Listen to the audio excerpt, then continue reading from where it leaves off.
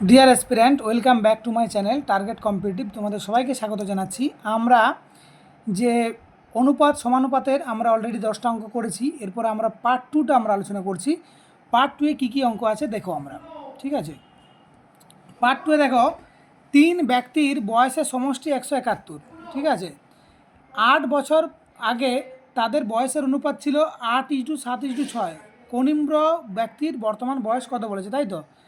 তাহলে 3 ব্যক্তির বয়সের সমষ্টি যদি 171 হয়, ঠিক আছে, তাহলে 8 বছর আগে তাদের বয়সের অনুপাত ছিল এইটা, ঠিক আছে। তাহলে 8 বছর আগে, ভালো করে শুনো, যদি 3জন ব্যক্তি, তো 8 বছর আগে তাদের বয়সের অনুপাত ছিল এইটা, তাহলে এখন কত? 8×3 কত? 24, তাই তো? 3 ব্যক্তির বর্তমান বয়সের সমষ্টি বলেছে 171।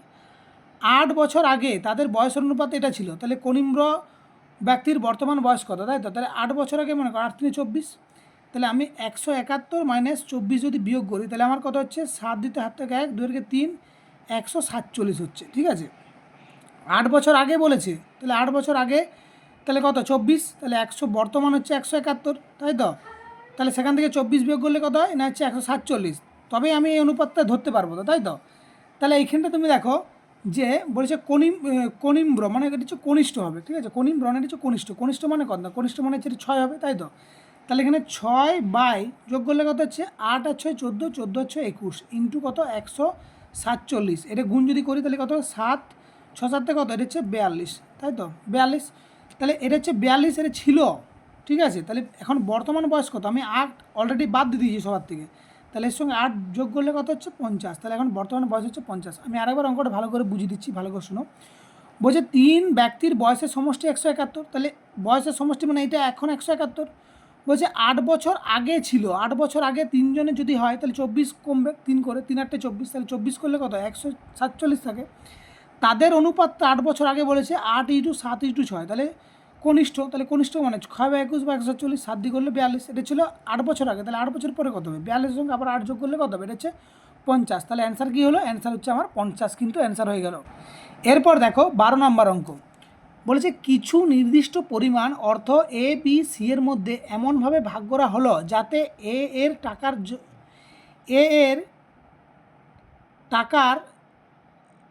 আচ্ছা টাকার এ এর টাকার জন্য বি আর সি যথাক্রমে 25, আচ্ছা এটা 1 টাকা বটে, ঠিক আছে। এ এর 1 টাকা আর বি আর সি যথাক্রমে 25 এবং 20 পয়সা পায়, মানে এ 1 টাকা পাবে, বি আর সি হচ্ছে 20 পয়সা পাবে আর 25 পয়সা পাবে। বি যদি 50 টাকা অর্থের পরিমাণ হয়, তাহলে মোট অর্থের পরিমাণ কত? এই একটা অঙ্ক টাইপের দেখবে পরীক্ষায় আসে। তাহলে আমরা 3টার অনুপাত যদি করি, তাহলে এ, একটা হচ্ছে বি আর একটা হচ্ছে সি, ঠিক আছে। এ পাচ্ছে 1 টাকা, ক্লিয়ার হয়েছে? এ পাচ্ছে 1 টাকা, ঠিক আছে। বি 1 টাকা মানে কত? 100 পয়সা, ঠিক আছে। বি কত পাচ্ছে? বি হচ্ছে 25 পয়সা। সি কত পাচ্ছে? সি হচ্ছে আমার হচ্ছে 20 পয়সা। আমি সবগুলো পয়সায় কনভার্ট করে দিলাম, তাই তো? এটা করলে কত হয়? না এটা করলে হচ্ছে তোমার 5 20-তে 100, 5 5-এ 25 আর 5 4-এ 20, ঠিক আছে। ক্লিয়ার হয়েছে? এটা হচ্ছে এ, এটা হচ্ছে বি, এটা হচ্ছে সি, ঠিক আছে। তাহলে এটা অনুপাত বেরিয়ে গেল 20:5:4। এবারে বলেছে বি এর অর্থ হচ্ছে 50, বি এর কত বেরিয়েছে? 5 ইউনিট বেরিয়েছে। তাহলে বি এর এই 50-এর মানটা হচ্ছে 5 ইউনিটের সমান, মানে 5 সমান সমান কত? 50। তাহলে মোট অর্থের পরিমাণ কত? মোট অর্থ কত? 20 আর 5-এ 25 4-এ 29, তাহলে 29 সমান সমান কত? অ্যাকচুয়ালি বলেছে 5-এর মান 50, যেহেতু বি এর অর্থের পরিমাণ দিয়ে আছে, তাহলে বি যদি 5 যদি 50 হয়, তাহলে মোট বলেছে মোট কত?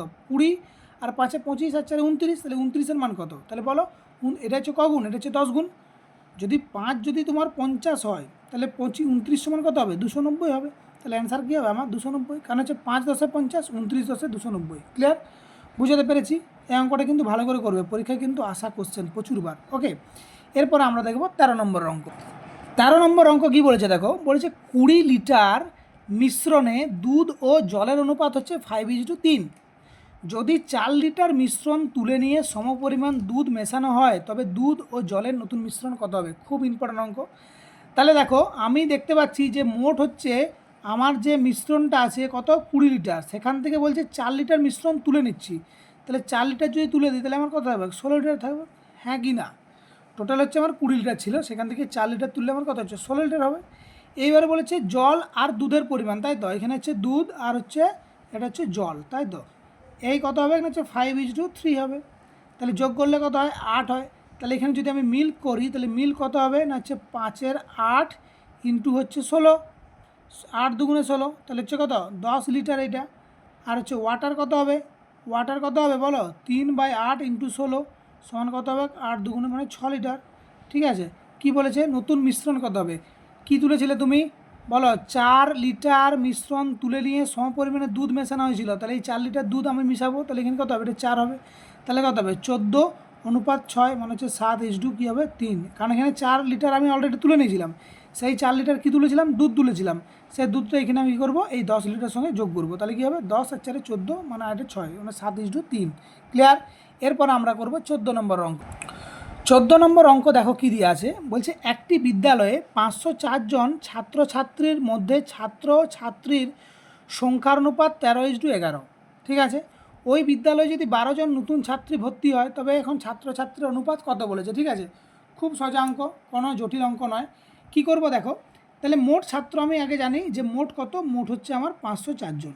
ঠিক আছে, এখানে আমি দেখতে পাচ্ছি ছাত্র আছে আর কি আছে ছাত্রী আছে, এর অনুপাত কত বলেছে না হচ্ছে 13:11 হচ্ছে 11, তাই তো। তাহলে আমি যদি যোগ করি কত হবে 13 আর 11 হচ্ছে 24। ঠিক আছে, আমার কি করব আমি ছাত্র বার করি, এই কত আছে ছাত্র এই 504-এর মধ্যে কত আছে মানে 13/24 ইন্টু 504, তাই তো। তাহলে যদি আমি কাটাকাটি করি কবে 24 দুগুণে 48 আর 24 একে 24 মানে 13 ইন্টু 21 মানে 13 একে 13, 3 হাত থেকে 10, 13 দুগুণে 26 আর একে 27, 273 জন কি আছে ছাত্র আছে। তাহলে আমার ছাত্রী কী হবে না টোটাল আমার কত 504 জন ছিল, তো সেখান থেকে আমি যদি 273 বিয়োগ করে দিই তাহলে আমার ছাত্রীর সংখ্যাটা চলে আসবে 1, 7 আর 3 আর 231, তাই তো। 231 জন আমার হচ্ছে ছাত্রী, ছাত্র 273 জন, ছাত্রী 231 জন বলেছে। ঠিক আছে, এরপরে বলেছে যদি 12 জন নতুন ছাত্রী ভর্তি হয় তাহলে 12 জন নতুন ছাত্র ভর্তি হলে এখান থেকে 12 যোগ করে দেবো, তাহলে তোমার হয়ে গেল। তাহলে 12 যোগ করলে কত হচ্ছে 2 আর 3 243। তাহলে আমাকে বলেছে ছাত্র ছাত্রীর অনুপাত কত, তাহলে ছাত্র ইন্টু ছাত্রীর অনুপাত আমার কত হবে না হচ্ছে 273 অনুপাত হচ্ছে 243। এটা 3 দিয়ে কাটাকাটি করো, 3 9 27 3 একে 3, 3 8 24 3 একে 3। ঠিক আছে, তাহলে কত 91:2 হচ্ছে 81 হচ্ছে আমার অ্যান্সার। ক্লিয়ার, বুঝাতে পেরেছি। ওকে, এটা কত হলো 14 নম্বর। এরপর আমরা করব 15 নম্বর অঙ্ক। 15 নম্বর অঙ্ক দেখো বলেছে কিছু পরিমাণ টাকা 160 জন পুরুষ কিছু সংখ্যক মহিলার মধ্যে 16:21 অনুপাতে ভাগ করা হলো। প্রত্যেক পুরুষ 4 টাকা, প্রত্যেক মহিলা 3 টাকা পেলে মহিলার সংখ্যা কত বলেছে, তাই তো। কোনো ব্যাপারই নয়, অঙ্কটা ভালো করে শুনো কি বলেছে। বলেছে পুরুষ আর মহিলার অনুপাতটা কত মানে হচ্ছে 16:21 হচ্ছে 21। ক্লিয়ার হয়েছে, এই অনুপাতে ভাগ করা হলো। প্রত্যেক পুরুষ 4 টাকা পেল, তাহলে প্রত্যেক পুরুষের জায়গায় 4 টাকা যদি পায় আর প্রত্যেক মহিলা যদি 3 টাকা পায় তাহলে অনুপাতটা কত হচ্ছে 4 4 16, এটা 4 আর কত 7, তাহলে 4:2 কত 7, হ্যাঁ কি না। 16 আর 21 ছিল পুরুষ আর মহিলার অনুপাত, এই 4 টাকা পাচ্ছে 3 টাকা পাচ্ছে, তাহলে কত 4:7। এইবার কি বলেছে দেখো কিছু পরিমাণ টাকা 160 জন পুরুষ ও কিছু মহিলার মধ্যে ভাগ করা হলো। তাহলে এই 4-এর মানে কত 160, এটা কত গুণ এটা হচ্ছে 40 গুণ, 4 4 16 140 160, তাহলে এটাও 40 গুণ হবে মানে কত 4 7 28 মানে 280। তাহলে মহিলার সংখ্যা কত হলো, মহিলার সংখ্যা হলো 280 জন। ক্লিয়ার, এটা 4-এর মান হচ্ছে 160 মানে 4-এর মান হচ্ছে 160 যদি হয় তাহলে 7-এর মান কত, তাহলে এটা কত গুণ এটা হচ্ছে 40 গুণ, তাহলে এটাও কী হবে 40 গুণ হবে, 4 7 থেকে দেবো 28। ঠিক আছে, দেখো এখন সেই অঙ্ক করার দিন চলে গেছে যে 4-এর মান 160, 1-এর মান 160/4 আর 7-এর মান 160/4 ইন্টু 7। এই অঙ্ক আর এখন করলে তুমি তো চাকরি করা মুশকিল হয়ে যাবে। তাহলে 4 4 16 4 7 28, আমরা এই লেন্দি প্রসেস না করে আমরা এরকম মুখে মুখে ক্যালকুলেশন করতে হবে। ওকে, তো চলো এরপর আমরা করব 16 নম্বরের অঙ্ক।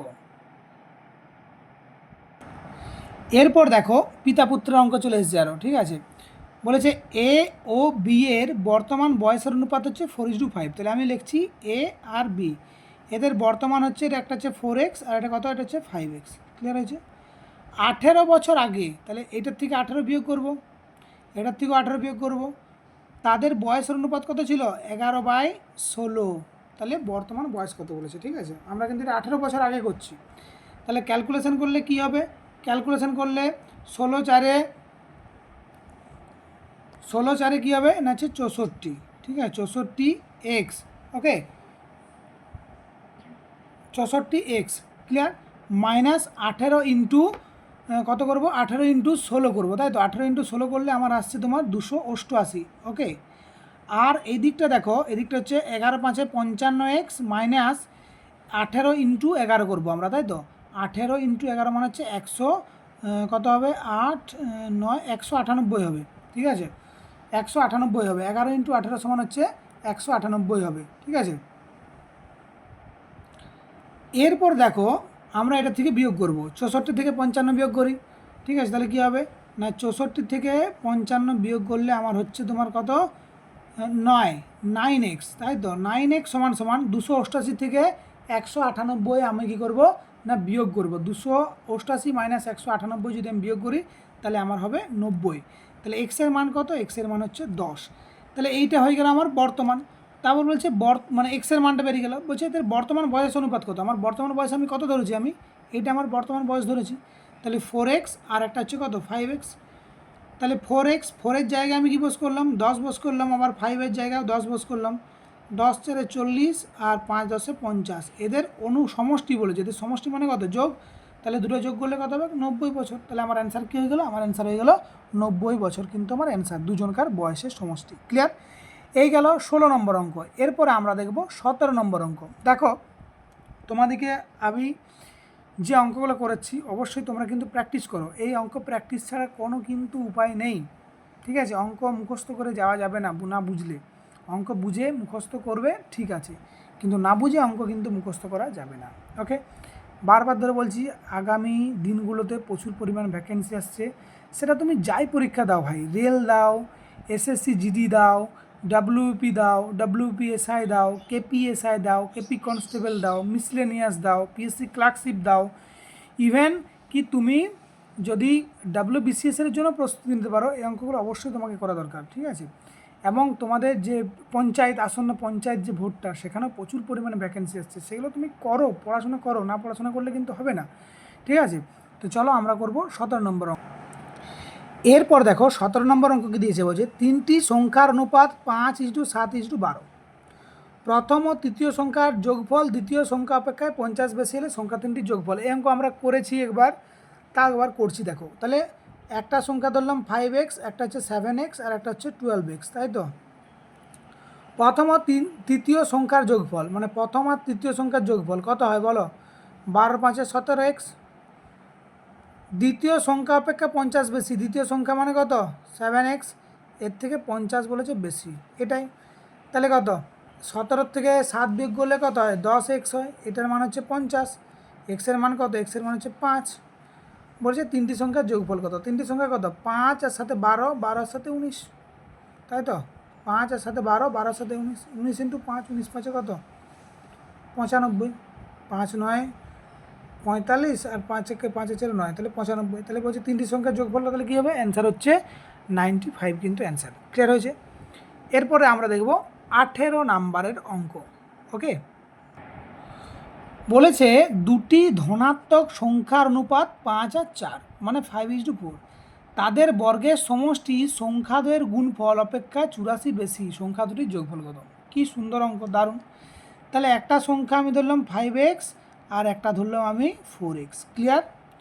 তাদের বর্গের সমষ্টি বলেছে ভাই, বলছে তাদের বর্গের সমষ্টি। তাহলে বর্গের সমষ্টি মানে কি, বর্গের সমষ্টি 5x আর 4x স্কোয়ার, তাদের বর্গের সমষ্টি বলেছে। তাদের গুণফল অপেক্ষায় 84 বেশি, গুণফল মানে হচ্ছে 5x ইন্টু 4x, এইটার অপেক্ষায় বলছে 84 বেশি, এই অঙ্কটা বলেছে, ঠিক আছে। এটাই তোমাকে করতে হবে, বুঝাতে পারলাম। তাদের বর্গের সমষ্টি, বর্গের সমষ্টি মানে হচ্ছে 5x square plus 4x square, এটা হচ্ছে বর্গের সমষ্টি। গুণফল অপেক্ষা থেকে 84 বেশি, 84 বেশি করেছি, তাহলে কত হবে 5 4 20,